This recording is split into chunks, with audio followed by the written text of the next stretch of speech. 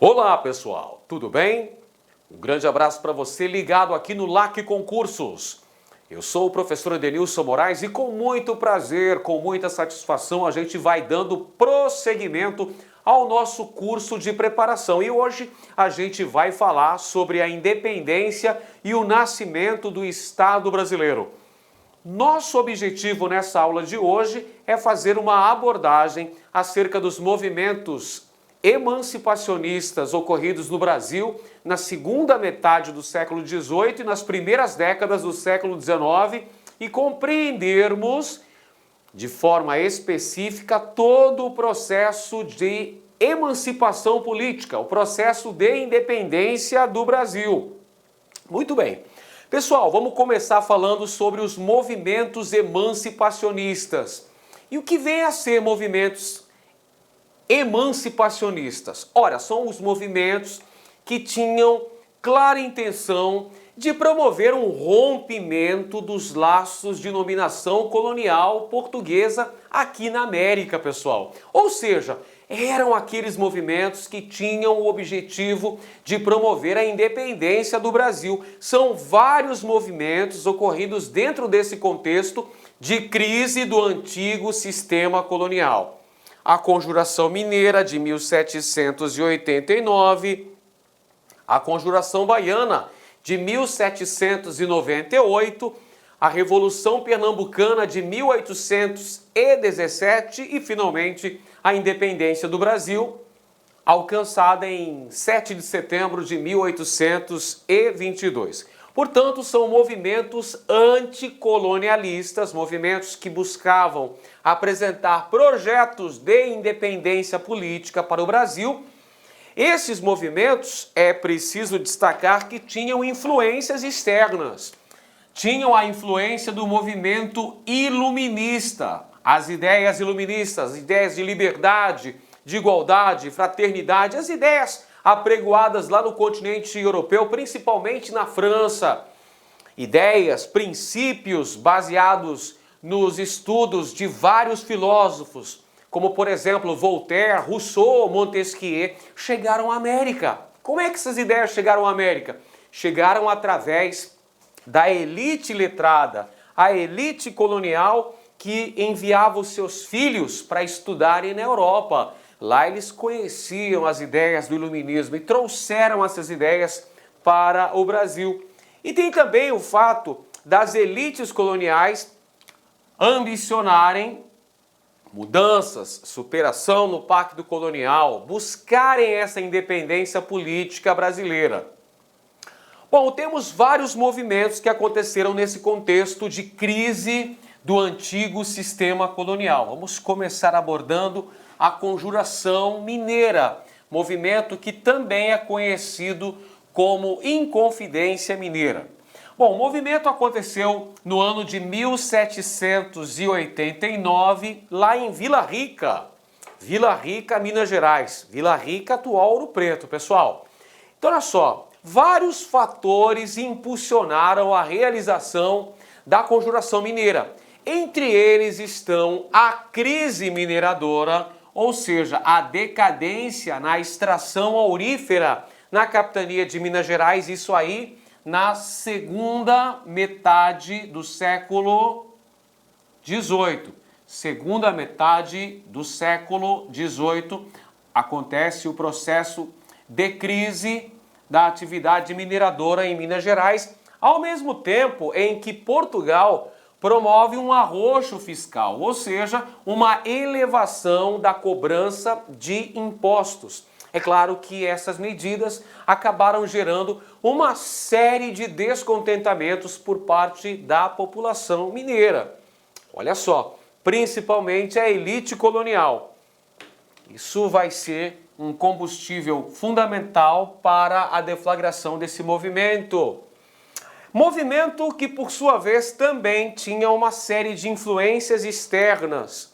Influência das ideias do iluminismo francês e o exemplo representado pela independência das 13 colônias inglesas da América do Norte, que deram origem aos Estados Unidos da América, a Primeira República Americana. Então, o modelo a ser seguido, o padrão a ser imitado, era o da independência das 13 colônias que deram origem aos Estados Unidos. Então, perceba que a Conjuração Mineira tinha os fatores principais, os fatores ligados à realidade vivenciada na capitania de Minas Gerais. Porém, esse movimento, pessoal, tinha influências externas. Influência das ideias do iluminismo francês e também o exemplo da independência dos Estados Unidos. As lideranças principais da Conjuração Mineira eram as camadas da elite da sociedade da região, ou seja, os grandes proprietários de terra, lideranças militares, grandes comerciantes, mineradores, os poetas do arcadismo mineiro, Cláudio Manuel da Costa, Tomás Antônio Gonzaga, Alvarenga Peixoto, e temos a figura do alferes Joaquim José da Silva Xavier, este que nos aparece aqui na tela, o bom e velho Tiradentes, que acabou se tornando a personalidade política mais famosa do movimento da Conjuração Mineira de 1789. Muito bem, olha só, pessoal, a importância histórica da Conjuração Mineira é que foi o primeiro movimento emancipacionista ocorrido aqui na América Portuguesa.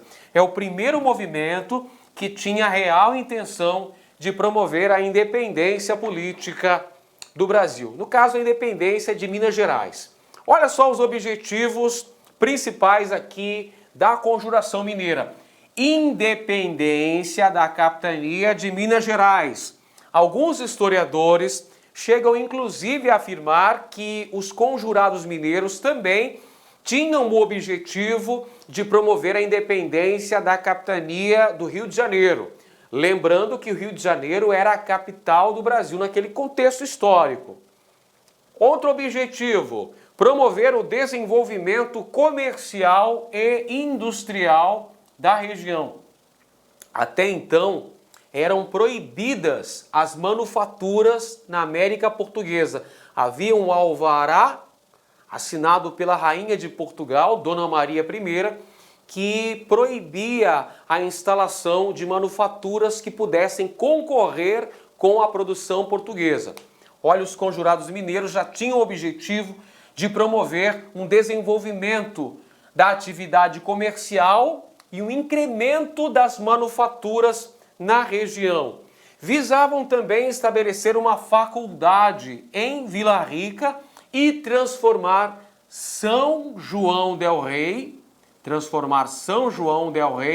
como capital. São João del Rei deveria então ser a nova capital dessa república que seria implantada na região. Mas vem cá, deu certo o projeto desenvolvido pelos conjurados mineiros? Conseguiu lograr êxito? Não conseguiu, pessoal. Não conseguiu porque houve uma traição do grupo dos Inconfidentes. Tivemos uma delação premiada, vamos dizer assim, para usar um termo mais fácil de ser compreendido. Joaquim Silvério dos Reis, um dos conjurados mineiros, um dos Inconfidentes, acabou delatando os planos de seus companheiros ao governador da capitania de Minas Gerais, o Visconde de Barbacena. E aí, como consequência, tivemos a prisão de vários envolvidos nesse movimento. Líderes presos, muitos deles degredados, condenados ao exílio na África, como foi o caso de Tomás Antônio Gonzaga. O único do grupo dos Inconfidentes que recebeu pena máxima da rainha Dona Maria I de Portugal foi Joaquim José da Silva Xavier, o Tiradentes, que foi condenado à morte por enforcamento e posteriormente teve seu corpo esquartejado. Tiradentes foi morto em 21 de abril de 1792 no Rio de Janeiro. Posteriormente, já com o advento da República, olha uma curiosidade interessante. Com o advento da República, 100 anos depois, em 1889, Tiradentes foi alçado à condição de herói nacional, de mártir da República no Brasil, porque Tiradentes participou de um movimento republicano, morreu tentando a independência do Brasil.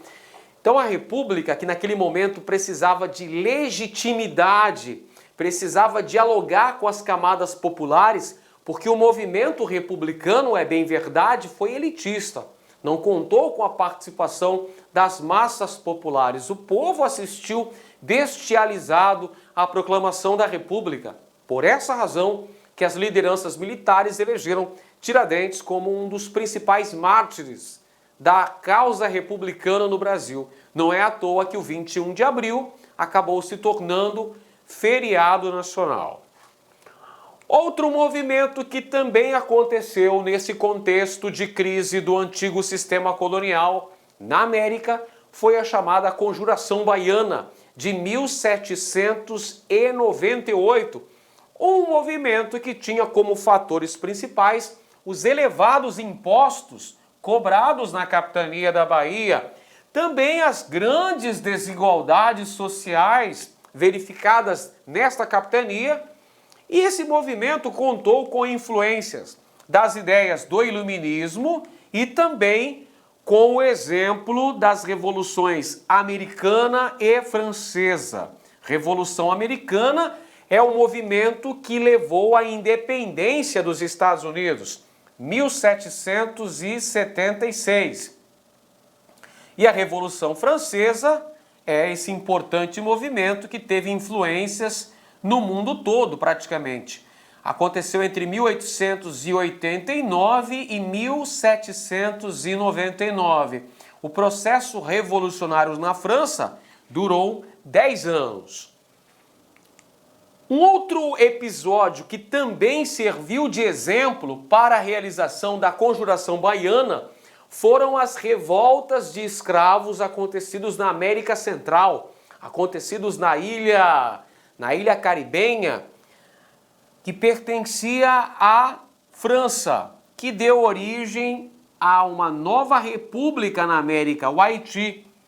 A independência do Haiti, a revolta dos escravos naquela região, aquele conjunto de revoltas que levou à independência do Haiti, também serviu de influência para a realização da Conjuração Baiana, hein, pessoal? E o importante mencionar é que os componentes sociais que participaram desse movimento tinham várias matizes. Tínhamos elementos das elites, elementos de camadas médias e muitos elementos eram de camadas populares de Salvador. Olha só, a grande diferença entre a Conjuração Baiana e a Conjuração Mineira é que, enquanto em Minas Gerais tivemos um movimento essencialmente elitista, na Bahia o movimento teve caráter essencialmente popular. Então anota aí, Conjuração Baiana foi um movimento que tinha característica essencialmente popular, com a participação de negros libertos e também de negros escravizados. Uma grande participação de negros de ganho, principalmente artesãos, dentre eles alfaiates. É por essa razão, pessoal, que a Conjuração Baiana também é conhecida como Revolta dos Alfaiates. Então, os conjurados baianos espalharam uma série de pasquins, ou seja, uma série de folhetos pelas ruas de Salvador, conclamando a população local a participar desse movimento, a engajar-se nessa causa, nessa luta pela independência da Bahia, pela proclamação de uma república na região, olha só também, pela abolição da escravatura na Bahia, pessoal, pelo estabelecimento de igualdade jurídica entre brancos e negros. Perceba que as propostas da Conjuração Baiana eram consideradas revolucionárias. Podemos dizer claramente que essas propostas eram bastante radicais. Eles queriam, além da independência da Bahia, a proclamação da república na região, o estabelecimento de igualdade jurídica entre brancos e negros na Bahia. E olha só que detalhe interessantíssimo, senhores. Os conjurados baianos também desejavam a abolição da escravatura. Esse é outro diferencial importante se você for fazer um quadro comparativo entre a conjuração mineira e a conjuração baiana. Você vai perceber que as propostas dos revolucionários baianos eram muito mais radicais. Dentre elas estava, por exemplo, a proclamação da República, ok, que também estava na conjuração mineira. A independência também estava na mineira, mas o estabelecimento da abolição da escravatura e principalmente da igualdade jurídica entre brancos e não brancos eram medidas extremamente radicais que os conjurados baianos possuíam. Até porque, pessoal, vamos lembrar que na conjuração baiana tivemos a participação de muitos elementos das camadas populares, entre eles negros e mulatos. E não se esqueça também que na conjuração baiana tivemos a participação da maçonaria, através da loja Cavaleiros da Luz. E qual que é o desfecho desse movimento, pessoal? O desfecho é a violenta repressão oficial. Mais uma vez, os conjurados tiveram seus planos delatados. E aí houve uma violenta repressão por parte das autoridades metropolitanas. E tivemos como consequência 4 líderes negros e pobres condenados à morte por enforcamento. Olha só, a repressão foi ainda mais radical se comparada à repressão empreendida pelas autoridades portuguesas contra a conjuração mineira. Lá nós tivemos o Tiradentes enforcado. Na conjuração baiana foram 4 lideranças pobres, 2 alfaiates e 2 soldados condenados à morte por enforcamento. A repressão foi mais violenta ainda. Tivemos ainda um outro movimento importante, uma outra revolta emancipacionista acontecida no Brasil dentro desse contexto histórico de crise do antigo sistema colonial. Foi a Revolução Pernambucana de 1817. Perceba pela data aí, pessoal, que a Revolução Pernambucana aconteceu no contexto do chamado período joanino. O que foi o período joanino aí, professor Edenilson? O período joanino foi justamente a época em que a corte portuguesa esteve instalada no Brasil, entre 1808 e 1821. Quais são os fatores principais que levaram à ocorrência da Revolução Pernambucana de 1817? Vamos lá, aqui estão os fatores, pessoal. O primeiro fator já está aí na sua lousa, já apareceu para você na sua tela. Impostos elevados. Houve uma substancial elevação da cobrança de impostos na capitania de Pernambuco, lá em Recife. Esses impostos cobrados pelas autoridades metropolitanas sustentavam o luxo e os gastos da corte. Onde é que estava a corte mesmo? A corte portuguesa estava instalada no Rio de Janeiro. Então, para sustentar os gastos, o luxo da corte, tivemos uma elevação de impostos. E aí, a galera de Pernambuco, evidentemente, ficou muito descontente com esse arroxo fiscal, com essa elevação exorbitante na cobrança de impostos. Outro fator preponderante, crise econômica, queda na produção de açúcar e algodão em Pernambuco. Essa crise econômica também é um fator agravante que vai contribuir para a ocorrência da Revolução Pernambucana de 1817. Olha só, mais uma vez temos as influências externas desse movimento. O iluminismo, percebeu que o iluminismo influenciou todos os movimentos emancipacionistas do Brasil nesse contexto histórico. As ideias de igualdade, liberdade, fraternidade. E olha só, mais uma vez, a independência dos Estados Unidos e a Revolução Francesa servindo de inspiração para a ocorrência de movimentos no Brasil. As camadas sociais que estavam envolvidas diretamente na realização da Revolução Pernambucana foram a aristocracia rural, as camadas médias urbanas e também as camadas populares. Mas é preciso sublinhar que, claro que as reivindicações, os objetivos dessas camadas sociais não eram exatamente as mesmas, perfeito? A aristocracia rural, por exemplo, não queria mexer na questão da abolição da escravatura e nem na distribuição de terras. Já as camadas médias e populares defendiam medidas mais radicais. Essa divisão no que tange às reivindicações dos sujeitos históricos envolvidos nesse movimento vai ser um fator de divisão interna que vai enfraquecer a Revolução Pernambucana. Uma curiosidade muito importante sobre esse movimento é que é o único movimento emancipacionista brasileiro que chegou a conquistar o poder. Olha os objetivos principais da Revolução Pernambucana de 1817. Alcançar a independência de Pernambuco, adotar a república na região, estabelecer liberdades civis para a população pernambucana. Os revolucionários pernambucanos passaram da fase da teoria e chegaram à prática.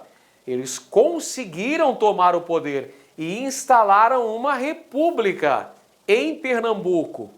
Inclusive contaram com a adesão de outras capitanias brasileiras. No caso, Rio Grande do Norte e a Paraíba. Você percebeu agora há pouco que eu mostrei para você uma bandeira? Vamos olhar a bandeira novamente aí, professor? Olha só, aqui está a bandeira da Revolução Pernambucana de 1817, que inspirou a atual bandeira de Pernambuco. Perceba as 3 estrelas que você vê na parte superior da bandeira. Essas 3 estrelas representam justamente, olha só, Pernambuco, Rio Grande do Norte e Paraíba, que estavam envolvidas diretamente nesse movimento. Só que houve uma violenta repressão por parte das autoridades portuguesas. Dom João, o príncipe regente de Portugal, que estava no Rio de Janeiro, enviou tropas lusitanas para Pernambuco para rechaçar esse movimento. E o movimento acabou sendo sufocado. Lideranças do movimento foram presos e depois anistiados. E tivemos também alguns componentes da Revolução Pernambucana que foram executados.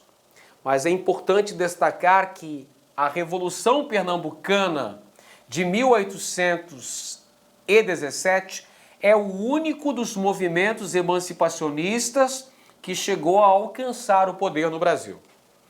Muito bem, pessoal, ainda analisando esse contexto que antecede a emancipação política brasileira, é de fundamental importância revisarmos o chamado período joanino, que vai de 1808 a 1821. É o período, é o momento histórico em que a corte portuguesa esteve instalada no Brasil. E por que razão nós tivemos a transferência da corte portuguesa para o Brasil? Por conta do bloqueio continental. E quem decretou o bloqueio continental? Foi Napoleão Bonaparte, pessoal, imperador da França.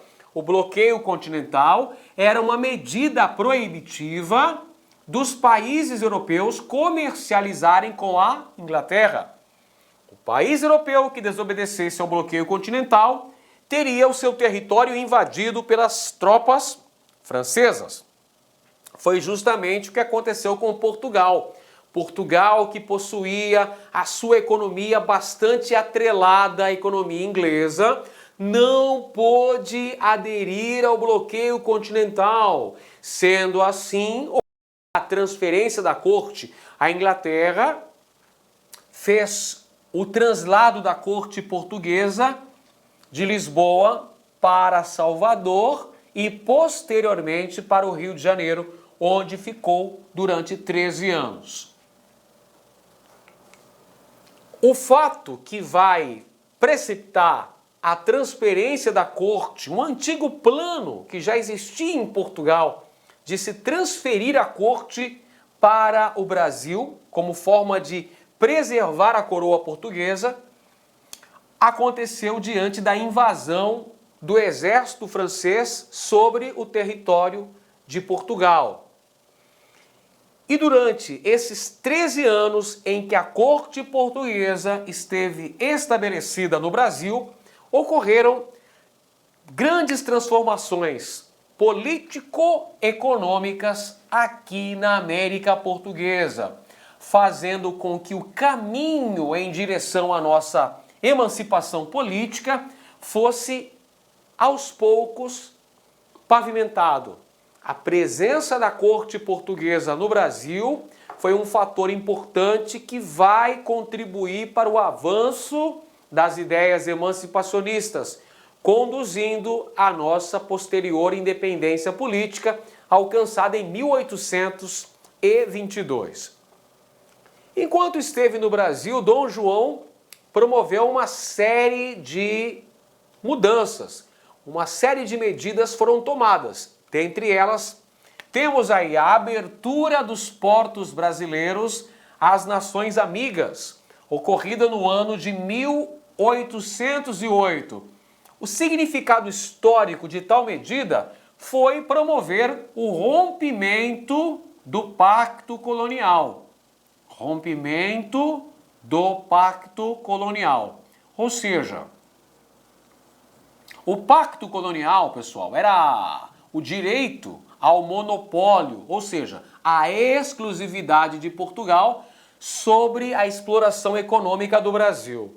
Quando Dom João assinou a abertura dos portos às nações amigas, ele simplesmente dinamitou com o exclusivo metropolitano, com o pacto colonial. Essa medida foi extremamente favorável para quem? Para a Inglaterra, que pôde despejar seus produtos aqui no Brasil. Dom João também promoveu a criação do Banco do Brasil. Olha só, o Banco do Brasil foi criado por Dom João em 1808. Dom João também criou a Biblioteca Real, que hoje é a Biblioteca Nacional do Rio de Janeiro, o Teatro Real, a Imprensa Régia, o Jardim Botânico, a Academia Militar, escolas de medicina que foram instaladas em Salvador e também no Rio de Janeiro, a Academia de Belas Artes no Brasil. Em 1815, para legitimar a presença da corte portuguesa no Brasil, Dom João elevou o Brasil à categoria de Reino Unido a Portugal e Algarves. Outro passo decisivo na direção de nossa independência política, hein? E em 1816 chegou ao Brasil a Missão Artística Francesa, que tinha entre seus componentes quem estava lá sob a liderança de Joachim Le Breton, estava Debré, pessoal, Jean-Baptiste Debré, esse grande pintor francês, esteve no Brasil durante o período joanino. Olha, é importante destacar que durante o período joanino tivemos uma série de acordos comerciais firmados entre Portugal e Inglaterra. Esses acordos foram extremamente benéficos para a economia inglesa. Dentre eles estão a abertura dos portos às nações amigas no ano de 1808, os tratados de aliança e amizade, comércio e navegação no ano de 1810, que davam muitos privilégios para as mercadorias britânicas que entravam no Brasil, pagando apenas 15% de alíquota de importação, só 15% de imposto. Para os senhores terem uma ideia, as mercadorias portuguesas pagavam 16% e as mercadorias de outros países pagavam 24%. Percebemos claramente aí que há um benefício, há um privilégio para as mercadorias inglesas que entram no Brasil nesse contexto histórico. Na política externa tivemos também algumas ações empreendidas por Dom João.